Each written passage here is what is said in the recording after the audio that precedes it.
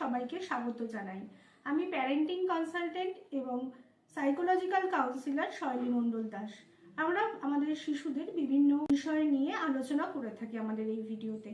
চলুন দেখে নেওয়া যাক আজকের টপিকটি কি। আজকের ভিডিওতে কথা বলবো যে একটি শিশুকে দিনে কয়টি ডিম খাওয়ানো যেতে পারে এবং ডিমের মধ্যে কি কি পুষ্টিগুণ থাকে। ডিম শিশুদের জন্য খুবই পুষ্টিকর খাবার। এতে শরীরের বৃদ্ধি, মস্তিষ্কের বিকাশ ও রোগ প্রতিরোধ ক্ষমতা বাড়াতে সাহায্যকারী অনেক উপাদান থাকে। এই শিশুকে দিনে সাধারণভাবে 1 থেকে 3 বছর বয়স হলে দিনে একটি ডিম, 4 থেকে 8 বছর বয়সে 1 থেকে 2টো ডিম দিতে পারে, 9 বছর বা তার বেশি হলে 1 থেকে 2টো ডিম খেতে পারে। ডিমে কি কি পুষ্টিগুণ আছে? ডিমে থাকে প্রোটিন, শরীরের গঠন বেশি শক্তিশালী করতে সাহায্য করে। ভিটামিন এ চোখ ভালো রাখে। ভিটামিন ডি হাড় ও দাঁত মজবুত করে। ভিটামিন বি12 মস্তিষ্ক ও স্নায়ুর জন্য উপকারী। ক্যালসিয়াম ও ফসফরাস হাড়ের বৃদ্ধিতে সাহায্য করে। আয়রন রক্তাল্পতা কমাতে সাহায্য করে। ওমেগা 3 ফ্যাটি অ্যাসিড মস্তিষ্কের বিকাশে সহায়ক। কোলিন স্মৃতিশক্তি ও ব্রেন ডেভেলপমেন্টে গুরুত্বপূর্ণ।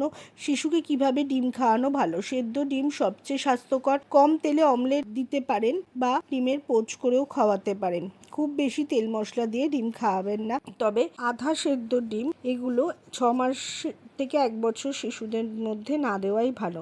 বিভিন্ন প্যারেন্টিং কাউন্সিলিং করা হয়, চাইল্ড কাউন্সিলিং করা হয়। এছাড়া স্পেশাল চাইল্ডদের বিভিন্ন ধরনের স্পিচ থেরাপি, অকুপেশনাল থেরাপি এবং এবিএ থেরাপি এই ধরনের সেশনও করানো হয়। তাছাড়া যে কোনো কাউন্সিলিংয়ের জন্য বড়দের বাচ্চাদের জন্য আপনারা কিন্তু আমাদের সাথে যোগাযোগ করতে পারেন স্ক্রিনে দেওয়া নাম্বারে।